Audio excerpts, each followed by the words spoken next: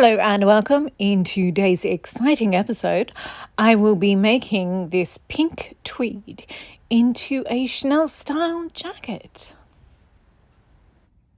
It's perfect. Perfect, perfect, perfect.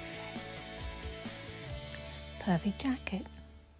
So here we have the gorgeous tweed. It's got so many different colours and textures in there and different volumes, different like some really, really thin cottons and some tulles and all different things. And my camera, I'm just sort of going through now and editing the first half of this. And my camera is just having so much confusion about color correction. So anyway, I thought I'd just pull apart a bit and show you all the different threads and yarns and things in there so you could sort of understand the gorgeous complexity of it all.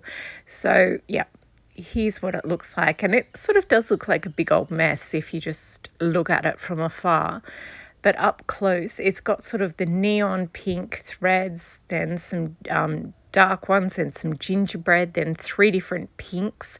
I like the musk pink in the shredded ribbon, and then the candy pink one is a much harder sort of coarser rope like or mini rope thread, and then there's one that's pale pink, ash and black, and then there's the magenta, the dark red and pink, and then up here we've got the sort of weird textury ones, and yeah, there's just only there's like one thread of it every 2 inches, but they have such a strong presence, and yeah, they're pretty fabulous. I think I like the gingerbread, really like the gingerbread. I love the pinks.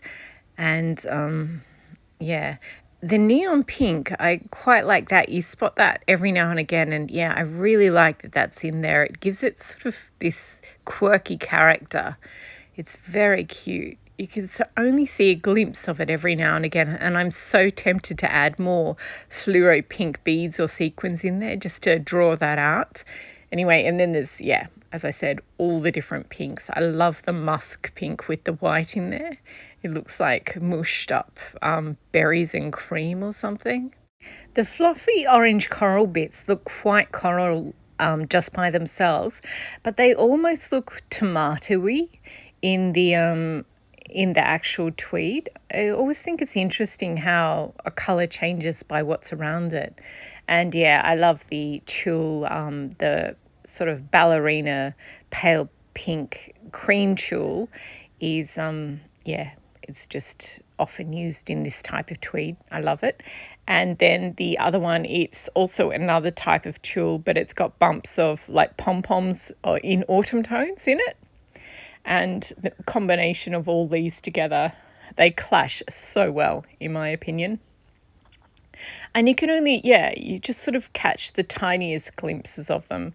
It's like, you know, a subway station during the busiest hour. There's just all these different things vying for your attention. I absolutely love it. And then next we have the flagged thread, and that's got, it's in camouflage colours. I just think that's hilarious. You can hardly even see it in the actual tweed, but it's so fabulous. And then, yeah, just more threads. And there's also another textured thread, yarn. And yeah, it's slightly thinner than the dark red one. But yeah, and it's got sort of the gingerbread autumn tones in there as well.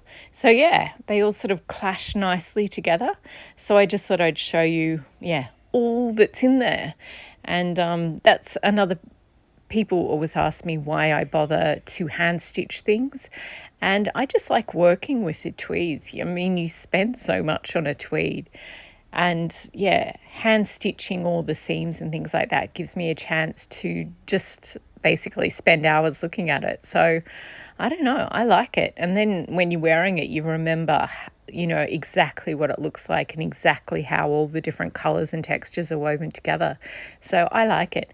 Anyway, so I've cut out all the bits of backing fabric And this tweed is very, very loosely woven, and it's quite delicate and flimsy. So and also I'm using a sort of larger, more relaxed cardigan shape jacket. So each piece is quite a lot bigger than on the normal small jacket that I make. So I'm using 2 layers of backing fabric. Just this is my preference because I'm also going to bead this jacket, and yeah. And because this has got a very distinct pattern in it, I'm going to sew together the front panel and the side front panel first, and so that they're one whole piece. And then I'm going to cut out all the pieces of the tweed, and that way it'll pattern match across the whole of the front jacket. If you have a large bust, what you can do is just cut it out normally, one piece at a time, and then put patch pockets over the breast, which is where the most prominent seams will be. Or when they're making Chanel haute couture jackets, so for the private clients, what they do, the reason these 2 outside ones don't match here is because the most outside one is actually the lining, so that doesn't matter whether it matches or not. So I just use the I save them till last and do it with the very last pieces of fabric, and that way everything else matches. So yeah, so once I pinned everything together, then I machine sewed the long seams, and then the next step is to hand stitch down the seam allowance.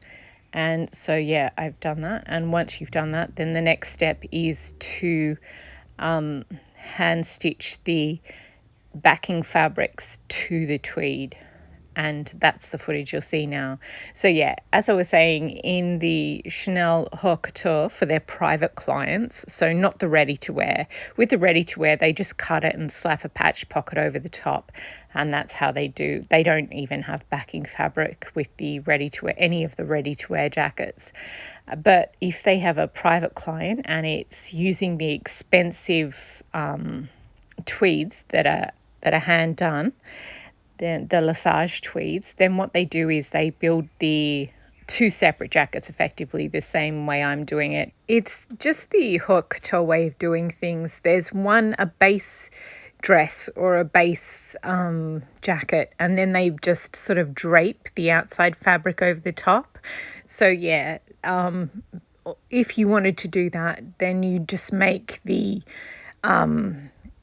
netting, make your jacket in that, and then drape the tulle over the top.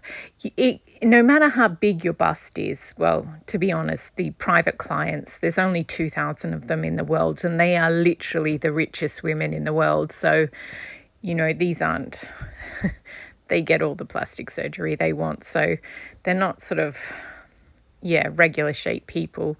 But basically, you just buy loads of fabric and just spend hours and hours draping it. And because tweed is such a loosely woven fabric, you can drape it over pretty much anything, and then you just hand stitch it to the backing fabric and it stays in place. So that's how they do it. It's just lots of time and lots of very, very expensive fabric. Like Chanel owns Lesage, so the company that owns Chanel also bought and now owns Lesage, which hand makes the tweed. So, they can afford to do those sort of things. And these literally are the most, the richest 2,000 women in the world. So, they can build them basically whatever they want for each jacket. So, yeah, but if you want to try and replicate that look, then just set aside a few weekends and just work on it a little bit at a time, and just sort of walk away whenever it gets too frustrating and too fiddly. Yeah. So but you do end up with something that matches quite well. Obviously, the sleeves don't match here just because I only bought 1 yard of fabric, and you can't do magic with 1 yard of fabric. You can do so much, but you can't achieve perfection. But, I'm not super rich. What can I say? I do what I can. Once you stitch the tweed to the backing fabric on all the different panels, then the next step is to, well, normally I would hem at this point, but because of the type of beading I'm going to do on this, I'm not going to hem the hem or hem the cuffs. So the next step was to set the sleeves. So you sort of pin them into place, and that took forever with this tweed. I just had to sort of walk away and undo all my pins and start again because it was so frustrating. Because it's like, it's got a lot of volume to it. It's quite bulky because of all the tools that they've used, but it's also incredibly light and flimsy. So yeah, and because I've used 2 layers of backing, it's just a completely different, it's so stiff, and the tweed is so flimsy. It's just, it was like trying to herd kittens. It was very frustrating. Anyway, I finally got it done, and then I stitched around with the machine. Then I turned it out and checked everything. Then I turn it back inside out and machine stitched again. Next step is to pin back the seam allowance. Oh, you sort of trim down the underarm seam allowance, and because this tweed is so flimsy, I just clip the curves of the backing fabric, and then the tweed is basically just a bunch of threads, so I just push that down, and then you pin the seam allowance into place. And this is a jacket I made earlier on in the year, and because you can sort of see through all the layers, it's easier to see what's going on. So you pin back the seam allowance on the inside, and you have one hand inside where I'm wiggling my fingers, and then you sort of, so you have that hand inside and one hand outside, and you sort of, yes, I stitch it, go around and stitch it down from the outside, and then I turn the jacket inside and I stitch it down again from the inside. And with the tweed like this, one of these really, really bulky tweeds with like 30 different threads in there, you're going to get a few bits that sort of come out. So you just use a wool needle or any needle with a big eye, and you just carefully thread them and weave them back through the fabric. I had like 6 that I had to do, but sometimes you get a dozen or so. And some of them you can cut off, but some of them you really do need to take the time and thread them back through. So yeah, so here we go. The outer jacket is looking pretty damn fabulous. I've just stuck some pins in there so you can sort of see what it's going to look like. Obviously, the neckline is going to be much further back from the neck, so it will sit properly eventually. Now I'm going to leave this outer jacket on the mannequin over here, and I'm going to make the lining, which is silk. Oodles of time later, and I finally got around to making the silk lining, and it's finished. So once you've done the silk lining, the next step is to get the jacket off your mannequin, lay it on the workbench, and just put the sleeves into the middle, because you need the both edges free and clear, and then you lay the silk lining over the top of it, right sides together, and you're just going to pin the edges together, then machine sew them, then hand do the seam allowance. And then the next step is to turn everything inside out and do the neckline. So I've got these super duper pins. They're like mini hat pins, and I hold all the layers together with that, because I just found that normal pins weren't working for me. So then I carefully sew it around, and I check that it's okay, and then I reinforce it by machine sewing it around again. And then the next step is to trim down the seam allowance by half and clip the curves. And with a tweed like this, which is just really loosely woven, it's basically just a bunch of threads, what I do is I only clip the netting, not the actual tweed. So I clip the top and then turn it over and clip the netting underneath. And then I turned it out, and then I top stitched all the layers together. And then here we go.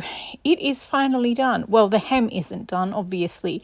But yeah, as I said earlier in the video, I intend on beading this sort of quite a lot.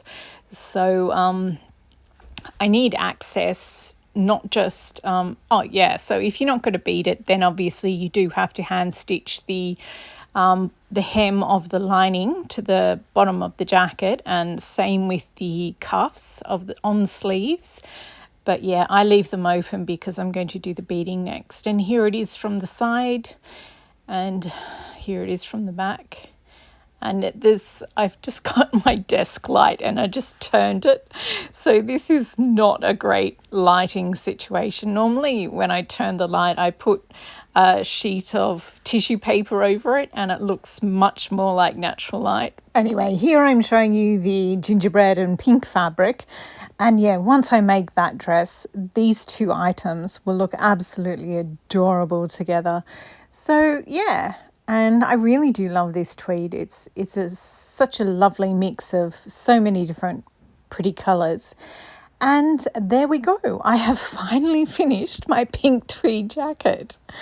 Thank you for watching. And now I just have to, I'm sort of glancing around at everything even as I edit this, just thinking, what can I make as my next episode? What can I make as my next episode? I still have all the November makes and I can make a video out of those. And I was thinking maybe a KonMari series because about a year ago I reorganized all my tweeds and jackets and unfinished ones, and I've got some fabrics too, so I can do a fabric haul. But I'm still waiting for one parcel to get here. But I just checked the tracking thing and they don't know where it is. So I don't know. Anyway, thank you for watching, and there will be some sort of video tomorrow for Vlogmas. So have a lovely the rest of your day, and maybe I'll see you tomorrow.